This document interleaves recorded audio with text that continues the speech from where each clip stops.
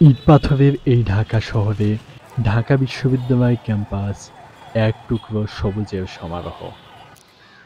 আর সেই সবুজে মধুর সুরে গান করে নানা প্রজাতির পাখি।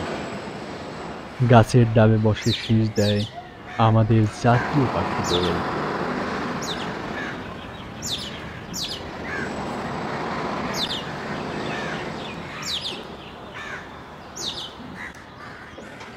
চঞ্চল প্রজাতির এই দোয়েল জীবন ধারণ করে বিভিন্ন কীটপতঙ্গ ও পোকামাকড় খেয়ে।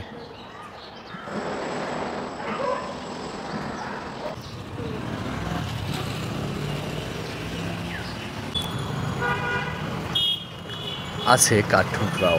মাথায় সুন্দর খোপা বিশিষ্ট এই পাখি গাছের ডাক্তার হিসাবে পরিচিত।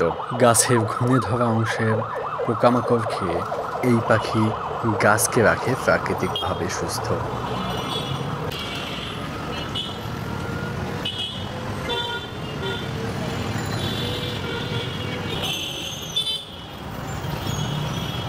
আমাদের দেশে যে বন্যপ্রাণী আছে তার মধ্যে হচ্ছে পাখি অন্যতম একটা গুরুত্বপূর্ণ জায়গা দখল করে আছে।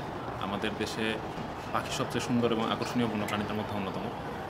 ইভেন আমাদের যে ঢাকা বিশ্ববিদ্যালয় ক্যাম্পাস, এখানেও অনেক সুন্দর সুন্দর পাখি, বিভিন্ন প্রজাতির পাখি আমরা দেখতে পাই। বিশেষ করে বসন্তের সময় আমাদের এখানে পাখির যে প্রাচুর্যতা সেটা আরও ভালোভাবে আমরা টের পাই। আশেপাশে প্রচুর পাখি হচ্ছে গান করে বিভিন্ন সময়, এখানে আমার বিভাগের সামনে আমরা এটা শুনতে পাই। আমাদের পুরো ঢাকা শহরে প্রায় 150-এর বেশি প্রজাতির পাখি আছে। তার মধ্যে শুধুমাত্র আমাদের এই নগরায়ণের যুগে আমাদের যে ঢাকা বিশ্ববিদ্যালয় ক্যাম্পাস, এখানেও 70 প্রজাতিরও বেশি পাখি আমরা এখানে আমাদের যে রিসার্চ সেটা থেকে পেয়েছি। ঢাকা শহর হচ্ছে আবর্জনার শহর। আবর্জনার কারণে দেখা যায় যে আমাদের অন্যান্য যে সকল পাখি প্রজাতি যেগুলো কিনা ন্যাচারাল রিসোর্সের উপর ডিপেন্ডেন্ট, তারা টিকতে পারে না। আমাদের হয়তো কিছু কিছু পাখি আছে যেমন কাক, শালিক, তারপর চিল, এদের হচ্ছে সংখ্যায় পরিমাণটা অনেক বেশি। এরা হচ্ছে আমাদের এখানে সবচেয়ে বেশি পাওয়া যায়। এদের কারণে হয়তো অন্য পাখি যেগুলো সেগুলো থাকে না। তো এই বিষয়টাও যে আবর্জনা ম্যানেজমেন্ট করা এবং সুন্দর নগরী তৈরি করা, এইটার সাথেও কিন্তু আমাদের এই পাখির যে স্পিসিসের সংখ্যা সেটা হচ্ছে গুরুত্বপূর্ণ, খুবই রিলেটেড। তো এই জায়গাগুলোতে হচ্ছে আমাদের কাজ করা দরকার।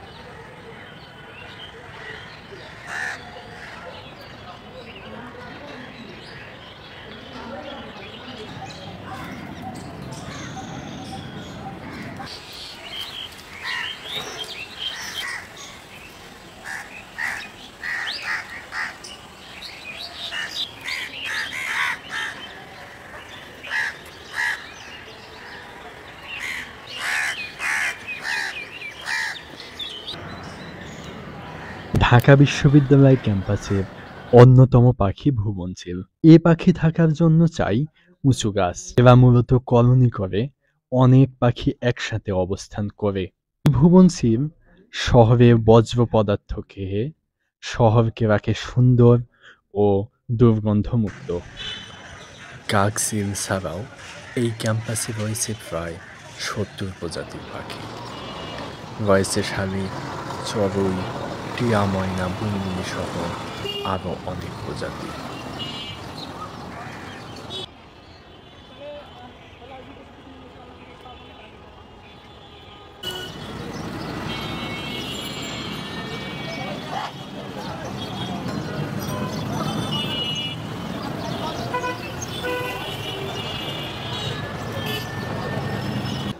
যদি পাখির কথা বলি, পাখির প্রজাতির সংখ্যা যদি বাড়াতে চাই, তাহলে আমাদের দেশে পাখির সাথে সম্পর্কিত অথবা পাখি যে সকল গাছের উপর নির্ভর করে সেই রকমের গাছগুলো আমাদের প্রতি বছর যে বৃক্ষরোপণ কর্মসূচি হয়, একই সাথে মানুষ নিজেরাও হচ্ছে গাছ লাগান।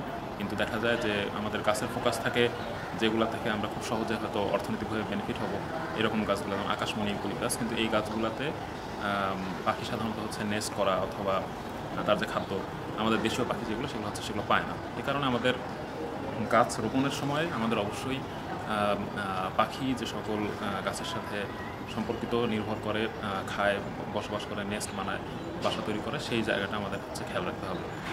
এছাড়াও পাখির আরও অন্যান্য বিভিন্ন রকমের থ্রেট, হুমকি আমাদের এই ঢাকা শহরে আছে, আমাদের ক্যাম্পাসের মধ্যেও আছে। তার মধ্যে শব্দ দূষণ একটা খুবই বড় একটা ফ্যাক্টর। আমাদের এখানে শুধুমাত্র শব্দ দূষণের কারণেই দেখা যায় পাখির যে ব্রিডিং সিজন সেই সময়টা খুবই অ্যাফেক্টেড হয়। এজন্য এইটা নিয়ন্ত্রণে নিয়ে আসার জন্য আমাদের যথাযথ কর্তৃপক্ষ তার আরও স্টেপ নেওয়া দরকার এবং এর সাথে এই রিলেটেড গবেষণা তারও অবস্থা আছে, সেটাও হচ্ছে আমাদের করতে হবে। পাখিদের এই মধুর সুর, সুন্দর রং, মুক্ত আকাশে ওড়ার স্বাধীনতা উপভোগের জন্য প্রয়োজন আমাদের সচেতনতা। আসুন পাখিদেরকে রক্ষা করি, পাখি গান করুক তাদের আপন সুরে।